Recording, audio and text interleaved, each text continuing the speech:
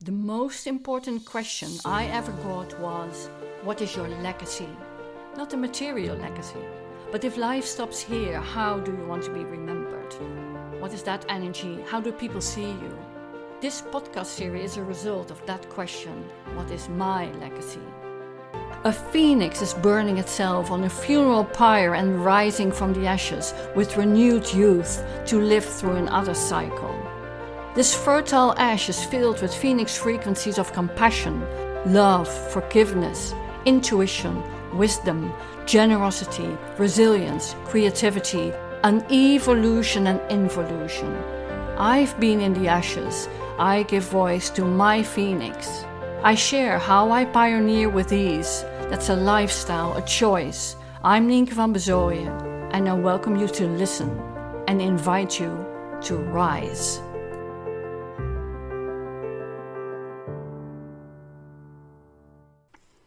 Welcome to the Phoenix Frequencies. In the beginning of this week, I heard a very dear old friend died. Sudden, my age. And it stirred a lot for me. The family did a great job in honoring her, keeping her legacy alive, even in the announcement. At first, I felt the shock, the huge magnitude of grief around her passing. That was created not only for me, but also in her family, for her husband, the company she co-created, in her global contributions. The family creates a place where people can contribute with memorial stories to keep her name and legacy alive. At a later stage, they will publish a book around them, and I love that initiative. Her passing and later her funeral service opened a portal of reflection towards myself. The why her question, but also why her and not me came by. I would have given her my place instead. And that's not a question nor reality. It goes like it goes. There's no swapping possible. Besides that, it brings the energy drain and trap of comparison.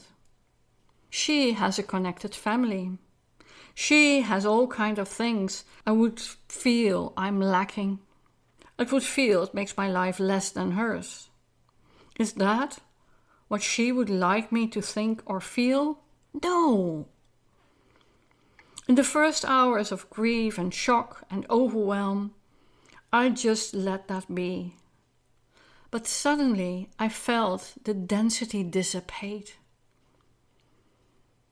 My dear friend is just needed elsewhere. Or as my Grand Emma said, she's not gone, just different. That shifted me into a peaceful and grateful frequency. Yes, she left her physical body, but I could feel our connection instantly was there again. So not much has changed in how we communicated anyhow. So we didn't lose her after all, just different. But it also made me wonder, how about the friends who are still alive? The grief or sadness about losing them by choice is more painful for me than my friend leaving her physical body. Some people like to choose a word at the beginning of the year. It can be the theme to work with that year. It's great to see what happens if you have that focus. The theme word can show up like an ally, but also as an opposite. Right in your face, just when you thought you manifested so beautifully the perfect version of your words, and it seemed to turn against you. I thought it was fun to choose a word myself this time too. You want to know my word? My word is connection. As expected, I got all kinds of opportunities to be with that theme. And what happened was a whole new realm of new coachees in my life who came to me. I only had to connect with them, with who I am. But also there was disconnect because I needed to wake up to connect with my purpose, not only feeding others' dreams and hopes. Connection. When the heat gets on, the truth will show, in light or harshness. And by the way, it's the same with whatever theme you work with. The real question is, what do you do with it? Doing what you always did? Well, I recorded enough podcasts around that. What you do makes a difference.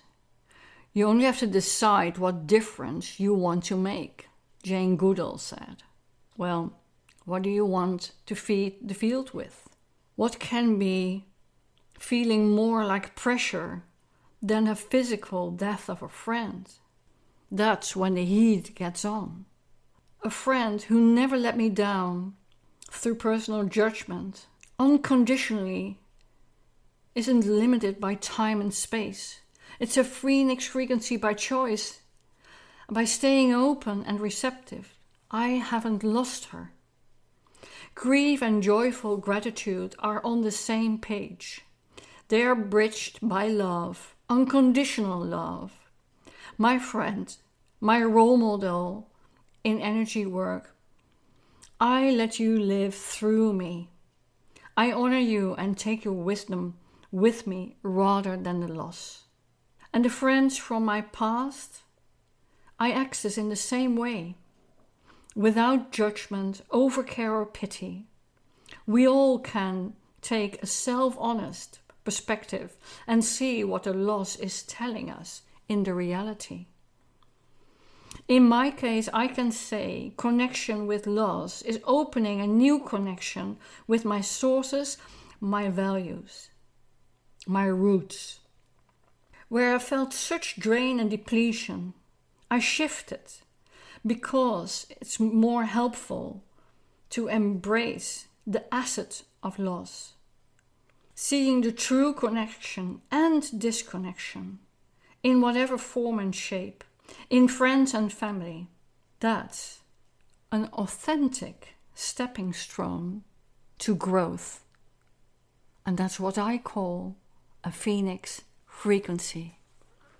I love you, Dee. You will always be with me.